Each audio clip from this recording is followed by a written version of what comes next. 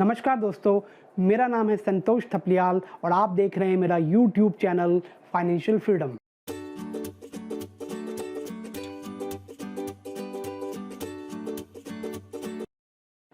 Retirement planning series में introduction के बाद ये तीसरा वीडियो है और आज का टॉपिक है now calculate your retirement corpus yourself, यानी अब आप अपना रिटायरमेंट कॉर्पस खुद निकालें। हर बार की तरह इस बार भी मैंने वीडियो को शॉर्ट और सिंपल रखने के लिए अपनी कैलकुलेशन में केवल एक ही एग्जांपल लिया है। अगर आप अपना रिटायरमेंट कॉर्पस खुद निकालना चाहते हैं तो आप किसी भी एएमसी या म्यूचुअल फंड की वेबसाइट पे जाएं और फाइनेंशियल कैलकुलेटर पर क्लिक करें और वहाँ पर जो वैल्यूज़ हैं उसको उसमें डालें और अपना रिटायरमेंट कॉर्पस का अमाउंट निकालें। मैं भी आने वाली वीडियो में आपको फाइनेंशियल कैलकुलेटर का लिंक दे दूंगा। तो चलिए शुरू करते हैं। दोस्तों, इस कैलकुलेशन को मैंने दो पार्ट में डिवाइड किया है, पार्ट ए और पार्ट बी। पार्ट ए में हम ये कैलकुलेट करेंगे कि how to calculate the future value of our present monthly expense, यानी अपने प्रेजेंट मंथली एक्सपेंस की फ्यूचर वैल्यू कैसे निकालें। और दूसरे पार्ट में हम ये कैलकुलेट करेंगे कि how to calculate the retirement corpus with the help of present monthly expense at the age 60, यानी 60 साल की उम्र में जो हमारा प्रेजेंट मंथली एक्सपेंस है उसकी मदद से कैसे रिटायरमेंट कॉर्पस की प्रेजेंट वैल्यू निकालें उस दिन। राइट, तो पहले पार्ट ए की कैलकुलेशन पे आते हैं। पार्ट ए की कैलकुलेशन में हमें कुछ वेरिएबल्स की ज़रूरत पड़ेगी। उनमें सबसे पहला है एन। एन का मतलब होता है टाइम टू रिटायर, यानी रिटायरमेंट में समय। इसको हम सिंपली जो रिटायरमेंट एज है जो यहाँ पर मैंने 60 साल मानी है उसमें से हम अपनी करंट एज माइनस कर देंगे। इस एग्जांपल में मैंने करंट एज 30 ली है, तो उस हिसाब से n इक्वल्स टू 60 माइनस 30।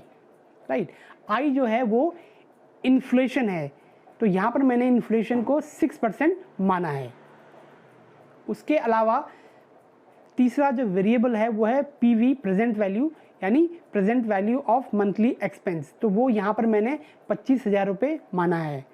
आप इन सब को आसानी से देखने के लिए जो आपके ऊपर यहाँ पर एक बॉक्स आ रहा होगा तो आप उसको वहाँ पर देखें तो आपको इजीली समझ में आ रहा होगा कि मैं अभी क्या बोल रहा हूँ। राइट, उसके अलावा जब ये तीनों वेरिएबल्स की वैल्यू हमने पुट कर दी, यानी कि एन 30, आई 6% और पीवी 25,000 यानी 25,000, तो जब हम फ्यूचर वैल्यू कैलकुलेट करते हैं कंपाउंड इंटरेस्ट के फॉर्मूले से, तो ये जो फ्यूचर वैल्यू है ये 1,43,587 के आसपास आ रही होगी। राइट, आप इसको यहाँ पर चेक करें तो यहाँ से ये जो फ्यूचर वैल्यू निकली है बेसिकली ये है monthly expense at the age of 60।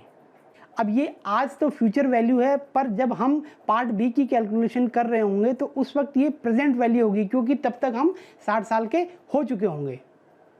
दोस्तों, पार्ट बी में हम ये कैलकुलेट करेंगे कि जो हमारा उस दिन मंथली एक्सपेंस होगा जो कि हमने कैलकुलेट किया है 1,43,000 के लगभग, अगर हमको वही मंथली एक्सपेंस पूरे रिटायरमेंट फेज़ में मंथ ऑन मंथ विड्रॉ करना है तो उसके लिए हमारे पास उस दिन कितना रिटायरमेंट कॉर्पस होना चाहिए। उसके लिए अगेन हमें कुछ वेरिएबल्स की ज़रूरत पड़ेगी। कुछ वेरिएबल्स तो पिछले कैलकुलेशन वाले ही हैं, कुछ इसमें नए ऐड होंगे। तो सबसे पहला जो इसमें वेरिएबल है वो है एन। वहाँ पर एन था टाइम टू रिटायर, यहाँ पर एन जो है हमारा इस बात पे डिपेंड करता है कि हमने अपनी लाइफ एक्सपेक्टेंसी क्या एज्यूम की है, यानी हमने क्या माना है कि हम रिटायरमेंट के बाद कितने साल ज़िंदा रहेंगे। यूँ तो ये हर व्यक्ति का अलग अलग अनुमान होता है, मगर यहाँ पर मैंने अपनी कैलकुलेशन के लिए उसको 30 साल लिया है, यानी मैंने ये एज्यूम किया है कि रिटायरमेंट के बाद हम 90 साल तक ज़िंदा रहेंगे। तो यहाँ पर हमारा जो एन है वो 30 साल होगा। उसके बाद दूसरा जो वेरिएबल है वो है आई। पिछली कैलकुलेशन में जो आई था वो इन्फ्लेशन रेट था, मगर यहाँ पर आई जो है हमारा रियल रेट ऑफ रिटर्न है। अब यूँ तो रियल रेट ऑफ रिटर्न पे अलग वीडियो बन सकता है, तो इसलिए मैं उसके बारे में आपको ज़्यादा यहाँ पर समझाऊंगा नहीं। मैं सिंपली आपको बताऊंगा कि एक्चुअल में हमने यहाँ पर रियल रेट ऑफ रिटर्न कैसे कैलकुलेट किया है, मगर मैं ये ज़रूर बताना चाहूँगा कि आखिर रियल रेट ऑफ रिटर्न की ज़रूरत क्या है। तो दोस्तों, जैसा आप सब जानते हैं कि 60 साल की उम्र में हमारा जो प्रेजेंट मंथली एक्सपेंस होगा वो हमारा 62 में नहीं होगा, जो 62 साल में हमारा एक्सपेंस होगा वो 65 में नहीं होगा, जो 65 में हमारा मंथली एक्सपेंस होगा वो 70 में नहीं होगा, और जो 70 साल में हमारा मंथली एक्सपेंस होगा वो हमारा 75 में नहीं होगा, क्योंकि हमारा मंथली एक्सपेंस हर बार ज़्यादा होगा। और इसीलिए हमको रियल रेट की ज़रूरत है, क्योंकि रियल रेट में जो है ग्रोथ रेट और इन्फ्लेशन रेट दोनों ही एडजस्टेड होकर के कैलकुलेट किए जाते हैं, राइट। और इसीलिए हम यहाँ पर रियल रेट ऑफ रिटर्न लेंगे, और रियल रेट ऑफ रिटर्न निकालने के लिए हमने यहाँ पर जो ग्रोथ रेट है वो 8% माना है और इन्फ्लेशन 6% माना है। तो हमने सिंपली कुछ नहीं करना है, हमने केवल 8 - 6 डिवाइड बाय इन्फ्लेशन रेट जो कि 1.06 है वो जो है फॉर्मूले में रख देना है और हमारा रियल रेट ऑफ रिटर्न निकल आएगा, राइट। इसके बाद जो तीसरा इसमें वेरिएबल है वो है प्रेजेंट मंथली एक्सपेंस, और वो हमने पिछली कैलकुलेशन में ऑलरेडी निकाला हुआ है जो कि 1.43 के लगभग आ रहा है, राइट। और आप इसको अपने बॉक्स में भी देख सकते हैं, आपके उसमें ये सब वैल्यूज़ आ रही होंगी। इन सारी वैल्यूज़ के बेसिस पे हम जो है फॉर्मूले के हिसाब से प्रेजेंट वैल्यू निकाल लेंगे कि हमको 60 साल की उम्र में कितना रिटायरमेंट कॉर्पस चाहिए। इसके लिए अब आपके सामने एक बॉक्स आ रहा होगा, तो आप उस बॉक्स में देखिए, तो उसमें ये मैंने वो कैलकुलेशन करके आपको बताया। इन सब को सॉल्व करने के बाद जो हमारी फ्यूचर वैल्यू है वो लगभग 4 करोड़ के लगभग आ रही होगी। आई थिंक 3,95,00,000 समथिंग आ रही होगी, वो आप यहाँ पर देख सकते हैं। आप जब फाइनेंशियल कैलकुलेटर में जाएंगे तो आपको वहाँ भी ये कैलकुलेशन मिल जाएगी। अगर आप किसी वजह से वो कैलकुलेशन ना कर पाएँ तो आप परेशान ना हो, मैं बहुत जल्द अपने चैनल पे उस कैलकुलेटर का लिंक आपको दे दूंगा, राइट।